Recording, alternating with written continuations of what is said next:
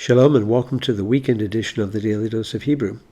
Well, today we begin a new chapter, chapter 8, but we're going to discover that with the first 3 verses of this chapter, we're still continuing the thought of the terrible destruction and judgment which is coming upon the people that God is bringing upon his idolatrous people at the end of chapter 7, where we saw that the slaughter is coming, the joy will be removed from the city and from the surrounding towns, there will be dead bodies everywhere, and it's going to get even a little worse than that, if you can imagine it. And we'll see that in the following verses here.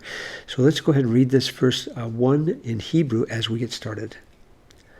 Ba'et hahi ne'um Adonai, ya'otzi'u et atzmot malkei Yehudah, ve'et atzmot sarav, ve'et atzmot hakoinim, ve'et atzmot hanaviim, ve'et atzmot yoshvei Yerushalayim, bekivreihem.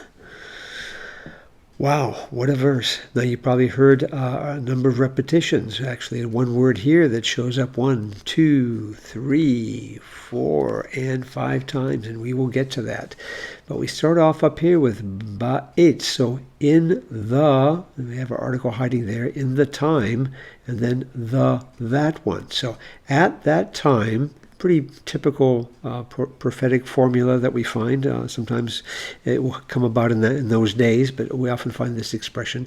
At that time declares the Lord, Yahweh.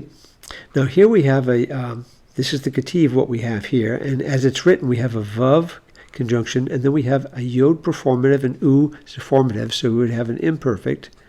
It's going to be an imperfect, it's going to be a 3MP, and it's a Hiphil. And we can tell that especially by the I class vowel right in here.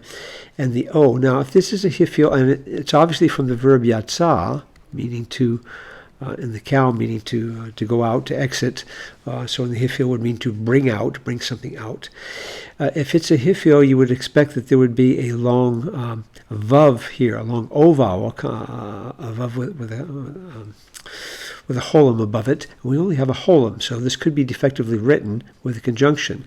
The Kare reading, though, actually reverses the two, so you would have a yod and then the vav, like this, in which case the vav would be the vav of the primitive vav that shows up in the place of the yod here, because that happens very frequently, especially in the Hiphil of one yod verbs like this. And then you wouldn't have a conjunctive vav at all, and so you would start with the yod. So it could be totally written as it is written here and just have the defectively written vav, or the Kare reading makes perfect sense as well. It's not that unusual with the written form, with Ketiv writing, to find the vav beginning the verb. A little bit unusual, but not terribly unusual. So either one will actually work, and they will both are very clear in their understanding of what's going on here. It's and they, 3MP, and we're not sure who the they is, they will bring forth.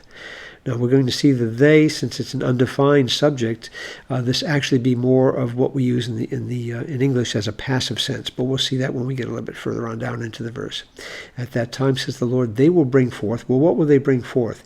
Here's our direct object marker, and here we have etzem, which is usually written like this: etzem, feminine noun, and usually it's a segolet.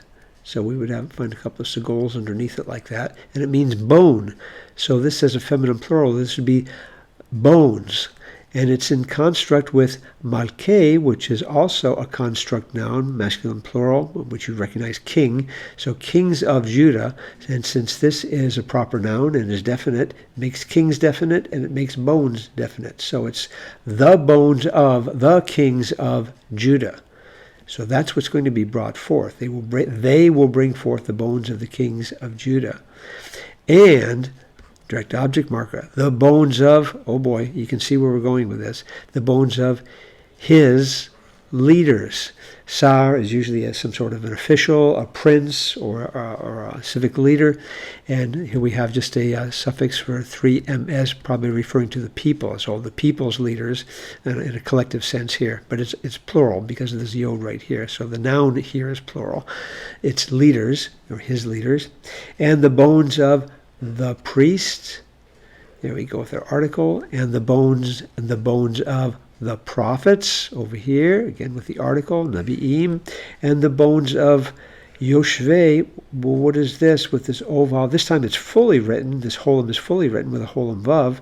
And so we have a participle. It's going to be a masculine plural participle to kal, and it's a construct as well because you have this sereyod right here. So it's the ones who, it's from the verb yashav, to inhabit, to sit or to dwell or to inhabit, the inhabitants of Jerusalem, being used as a noun here. So we've actually got the whole range of people, from the king and the officials and the priests and the prophets and the very people themselves, the people of Jerusalem.